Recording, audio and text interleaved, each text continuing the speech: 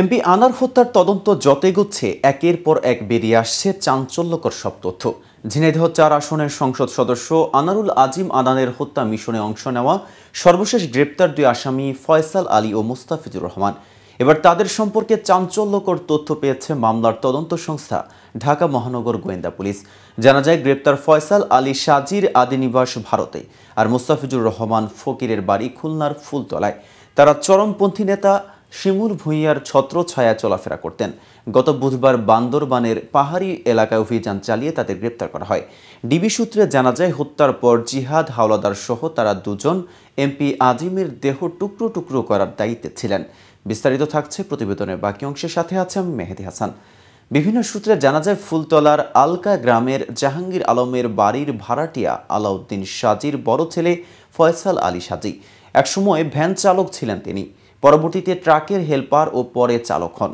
অশিক্ষিত হলেও তিনি শিমুল ভূঁইয়ার আশীর্বাদ পুষ্ট হওয়ায় খুলনা বিভাগীয় ট্রাক শ্রমিক ইউনিয়নের ফুলতলা শাখার সাধারণ সম্পাদক হিসেবে গত ৩ বছর ধরে দায়িত্ব পালন করে আসছেন। সাজির বাবা আলাউদ্দিন সাজি বলেন, তার ২ ছেলে অনেক ভদ্র ও ভালো। তাদের বিরুদ্ধে এলাকায় কারো কোনো অভিযোগ নেই, সবাই ভালো হিসেবে জানে।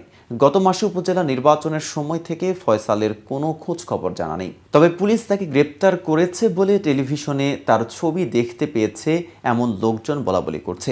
আলাউদ্দিন সাজি পেশায় ডাব বিক্রেতা ও মাঝে মধ্যে ভ্যানও চালান। তিনি বলেন, সাজির ২ সংসারে ৩টি সন্তান রয়েছে। ছোট ভাই আসগর আলী সাজি আলকা রোডের ভ্যান চালক। দীর্ঘদিন তারা ফুলতলা এলাকায় বসবাস করলেও তাদের আদি বাড়ি ভারতে। ছোটবেলায় তার মা মারা যাওয়ায় ছেলেদের আর পড়ালেখা করাতে পারেননি। এদিকে মুস্তাফিজুর রহমান ফকির ফুলতলা উপজেলার ফুলতলা সদর ইউনিয়নের যোগিনী পাশা গ্রামের ইমন আলী ফকিরের ছেলে। ইমন আলী ফকির অবসরপ্রাপ্ত সেনা সদস্য। বর্তমানে তিনি কৃষি কাজ করেন। তার বড় ভাই মাসুদ ফকির বাবার সঙ্গে কৃষি কাজ করেন। ছোট থেকে কাজকর্ম করতেন না মুস্তাফিজুর, একরকম ভব ঘুরে জীবন যাপন করতেন। স্থানীয় ইউপি সদস্য কবিতা খাতুন বলেন, মুস্তাফিজকে কোনো অপরাধমূলক কর্মকাণ্ডে জড়িত থাকতে দেখিনি। তবে ৩ মাস আগে পাসপোর্ট তৈরি করার জন্য তাড়াতাড়ি শুরু করে। তার অনলাইন জন্ম নিবন্ধনের জন্য আমার অফিসে আসে। মুস্তাফিজের মা দোলেনা বেগম বলেন, মুস্তাফিজ নির্দিষ্ট কোনো কাজ করে না, বাড়িতে এসে খাওয়া দাওয়া করে আর ঘুরে বেড়ায়। গত ১-১.৫ মাস ধরে বাড়িতে আসছে না। লোকমুখে শুনছে তাকে নাকি পুলিশ ধরে নিয়ে গেছে।